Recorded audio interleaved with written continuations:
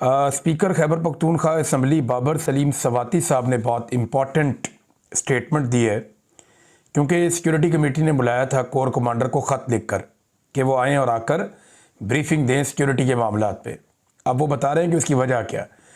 उन्होंने कहा security committee ने फैसला किया है कि कोर कमांडर से ब्रीफिंग ली जाए। हम आइन की किताब के तहत काम करते हैं, हम किसी ऐसे इदारे से ताल्लुक़ नहीं रखते जो आइन की किताब के ऊपर खड़ा है, कोर कमांडर हो या कोई भी। हम उससे इन कैमरा ब्रीफिंग ले सकते हैं। रूल्स के तहत हम किसी को भी ब्रीफिंग के लिए कह सकते हैं, कोर कमांडर को भी कह सकते हैं। ईस्ट इंडिया कंपनी नहीं है, यहाँ आईने पाकिस्तान है। कोर कमांडर मुनासिब समझेंगे तो अपने इदारे से राय ले लेंगे। हम ये समझते हैं कि उन्हें आना चाहिए और ब्रीफ करना चाहिए। तो उन्होंने कहा जी जो हमने ख़त लिखा है कोर कमांडर को वो आइन के मुताबिक लिखा है, गलत नहीं लिखा। हम कतई किसी ऐसे इदारे से ताल्लुक़ नहीं रखते जो आइन के ऊपर ही खड़ा हो जाए, चढ़ जाए। और मुल्क में मार्शल लॉ नहीं है तो आइन के मुताबिक ही चीज़ें चलेंगी। हमारे सूबे में 25 साल से ऑपरेशन जारी है, 2001 से। सूबे में 5 डिवीज़न फ़ौज है, दलेर किस्म के जर्नैल उनको लीड कर रहे हैं। फिर 25 साल से हम नाकाम क्यों हैं? इस नाकामी की वजूहात की बिना पर कोर कमांडर को ब्रीफिंग के लिए बुलवाया।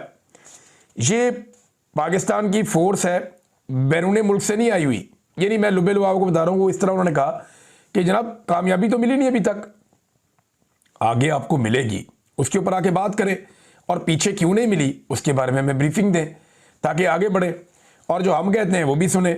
तो ये एक बड़ा बोल्ड स्टेप है जो स्पीकर ने लिया। देखते हैं इसके ऊपर रद्द-ए-अमल क्या आता है, क्योंकि DGI SPR ही नॉर्मली ऐसी चीज़ों का जवाब देते हैं। एक और इम्पॉर्टेंट खबर है, वो तहरीक तहफ़्फ़ुज़ आइन पाकिस्तान की तरफ है। तहरीक तहफ़्फ़ुज़ आइन पाकिस्तान का इजलास होता है और वो एक बड़ा अहम मुतालबा कर देते हैं हुकूमत से। तहरीक तहफ़्फ़ुज़ आइन पाकिस्तान ने खित्ते में बिगड़ती हुई सूरत हाल, ख़ुसूसन मशरिक़ वस्ता में बहरानी कैफियत पर पार्लिमान के जॉइंट सेशन का मुतालबा कर दिया। देखिए, यहाँ पे पार्लिमान फैसले नहीं कर रही, यहाँ पे हुकूमत फैसले नहीं कर रही, यहाँ पे अवाम के मुंतखब नुमाइंदे ना फैसले कर रहे हैं, ना वो इन फैसलों का बोझ उठा सकते हैं। फैसले फील्ड मार्शल आसिम मुनीर साहब कर रहे हैं और वो फैसले अपनी मनमानी से कर रहे हैं, अपनी मर्जी से कर रहे हैं। और जो फैसले वो कर रहे हैं उसके ज़रिए से वो आलमी सतह पे अपने आप को रेलिवेंट कर रहे हैं, अपनी ज़ाती रेलिवेंसी को वो बढ़ा रहे हैं। तो उनके फैसलों का बोझ तो आएगा सियासी क़यादत के ऊपर, लेकिन वो उठाएंगे नहीं और पार्लिमान के अंदर डिस्कशन हो नहीं रही।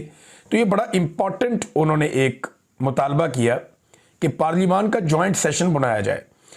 जंग अज़ीम दोम के बाद का इंटरनेशनल ऑर्डर ज़वाल पजीर है, जहाँ इसराइली जारहियत और फ़लस्तीनी मुसलमानों की नस्लकुशी और यूनाइटेड स्टेट्स के लातीनी अमरीका में तर्ज़ अमल ने इंटरनेशनल कवानीन की धज्जियाँ बखेर दी हैं, वहीं अक़वाम मुत्तहिदा को भी बेमानी कर दिया है। ऐसे में हुकूमत खारजा पॉलिसी और उभरती हुई बहरानी कैफियत पर पार्लिमान का फौरी जॉइंट सेशन बुलाए और इज्तिमाई शऊर और दानिश के ज़रिए से एक कौमी पॉलिसी मुरतब दी जाए। हमसाया बरादर इस्लामी मुल्क ईरान के ख़िलाफ़ भी साम्राजी और इस्तेमारी क़ुव्वतें घेरा तंग कर रही हैं और मगरबी मीडिया के तवस्सुत से एक ऐसा माहौल बनाया जा रहा है जिसको बुनियाद बनाकर हमसाया इस्लामी मुल्क ईरान की खुद मुख्तारी पर ज़रब लगाई जा सकती है। पाकिस्तानी अवाम में तशवीश है और तहरीक तहफ़्फ़ुज़ आइन पाकिस्तान तजवीज़ करती है कि हुकूमत इस सारी की सारी जो बहरानी कैफियत है, संजीदगी से इसके ऊपर खित्ते के असरात और पाकिस्तान के ऊपर जो इसके असरात होंगे, एक इजलास पाकिस्तान बुलाए और हमसाया ममालिक का इजलास भी बुलाए ताकि एक मुश्तरका लाएअमल भी तरतीब दिया जा सके। तो अब तो इन्होंने कहा जॉइंट सेशन पार्लिमान का होना चाहिए। देखिए, इसमें एक चीज़ मैं आपको बताऊं कि कुछ हमारे दानिश्वर हैं जो एस्टेब्लिशमेंट के बहुत करीब हैं, टाउट्स किस्म के लोग हैं, वो ये बार बार कहना चाह रहे हैं या पोर्ट्रे करना चाह रहे हैं कि अगर ईरान के ऊपर हमला कर दिया अमेरिका ने तो इसका पाकिस्तान को फ़ायदा हो जाएगा। यानी वो बार बार ये तासुर देते हैं कि अगर अमेरिका ईरान के ऊपर अटैक कर देता है और ईरान में रजीम चेंज हो जाता है तो ये पाकिस्तान के लिए नेक शगुन है, पाकिस्तान को इसमें फ़ायदा होगा। मेरे ख्याल में ये बेवकूफ़ लोग हैं, इन्हें आइडिया नहीं है। लेकिन जंगें जो है ना वो जर्नैलों को सूट करती हैं, फ़ौजों को सूट करती हैं, या कुछ हुक्मरान हैं उनको सूट करती हैं, सौदा बेचने के लिए मिल जाता है उनको इलेक्शंस में। अवाम को कभी भी जंग सूट नहीं करती। अवाम को, गरीब मुल्कों को जंग हमेशा नुकसान पहुंचाती है। देखिए, इन्हीं ख्वाहिशात के साथ हम अमेरिका को घेर घार के ले आए थे पहले, और अरब ममालिक को घेर के ले आए थे अफगानिस्तान में। हमने पहले यहाँ पे एक जहाद लड़ा, फिर हमने दहशतगर्दी के खिलाफ एक जंग लड़ी, और इस चक्कर में हमने पाकिस्तान का सत्यानाश कर दिया। हमने 1 लाख के करीब लाशें उठा ली। बलूचिस्तान में हमने कोई 10,000 लाशें उठा ली। क्लाशनकोफ कल्चर पाकिस्तान में आ गया। खौफनाक किस्म की मंशियात पाकिस्तान में आ गई। पाकिस्तान में एक अजीबोगरीब किस्म की लाकानूनियत आ गई, और ये सारा कुछ हमारे जर्नैलों की पॉलिसियों की वजह से हुआ। वो जो जर्नैल थे उनके बच्चों की शुगर मिले आज, उनके पास पैसा ही पैसा है, वो आज भी इक़्तिदार में है, मौजों में है। जो उन जंगों के दौरान इस्तेमाल हुए, जर्नैलों की तो मौजें लग गई, उनके बच्चों की भी। लेकिन कौम वो आज भी अपना खून बहा रही है। फौजी जवान वो आज भी अपना खून बहा रहे हैं। देखिए, उन जर्नैलों के बच्चे अरब खरबपति हैं। जो फौजी जवान शहीद हो गए उनका कौन पूछेगा? उनके बच्चे तो रुल गए। कितना संभाल सकती है रियासत उन्हें? एक हद से ज़्यादा आगे तो नहीं जा सकती, लेकिन जर्नैलों की तो वो कई कई नस्लों का पैसा वो लोग छोड़ कर गए हैं, और हमने ये देखा है।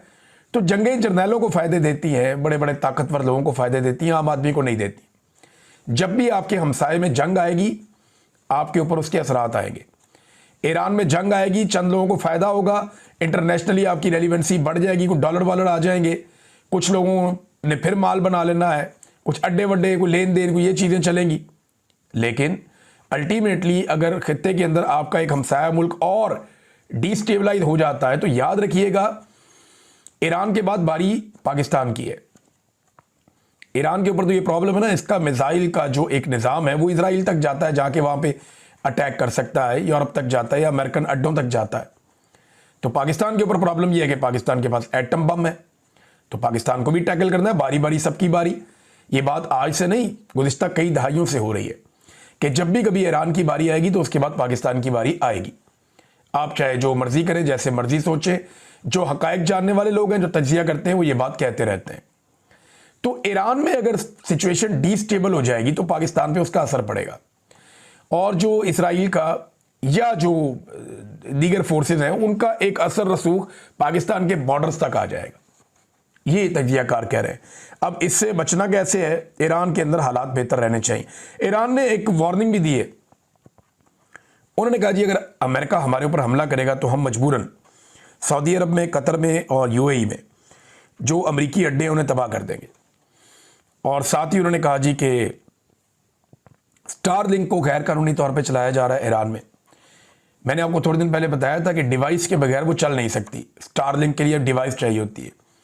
तो ईरान ने छापे मार के बहुत बड़े पैमाने पर जो स्टारलिंक की डिवाइसेस हैं, जो इंटरनेट के लिए इलॉन मस्क का एक इंटरनेट का सिस्टम है, बड़ा ज़बरदस्त है, वो बड़ा शानदार, बड़ा कमाल वो काम करता है, और दुनिया को हिला कर रख दिया इलॉन मस्क ने, जिस तरह उसने स्टारलिंक के ज़रिए से दुनिया को जोड़ा है। तो वो बहुत सारी डिवाइसेस ईरान ने पकड़ी हैं, और अपने फौजी जैमर्स के ज़रिए से कोशिश भी कर रहे हैं वो लगातार कि वो जैमर्स लगा के इंटरनेट को शट डाउन रखें, जहां वो चाहते हैं कि वो शट डाउन रहे।